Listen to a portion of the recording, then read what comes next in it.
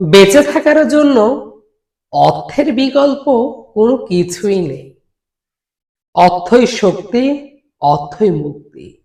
আবার সেই অর্থই অনর্থের মূল। এই অর্থ উপার্জনেই এই পৃথিবী ব্যাকুল। এই হলো সেই অর্থ, যে অর্থের পিছে মানুষ ছুটে চলছে প্রতিনিয়ত।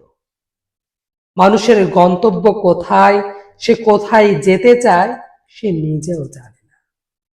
শুধু তার চাই আর চাই, আরো চাই, আরো বেশি চাই। যে ১,০০০ টাকার মালিক সে চায় আমার ১,০০,০০০ টাকা হোক। যে ১,০০,০০০ টাকার মালিক সে চায় আমার কোটি টাকা হোক।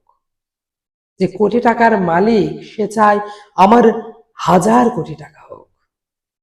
মানুষের চাহিদার কোনো শেষ নেই। চাহিদার শেষ তখনই যখন তুমি মৃত।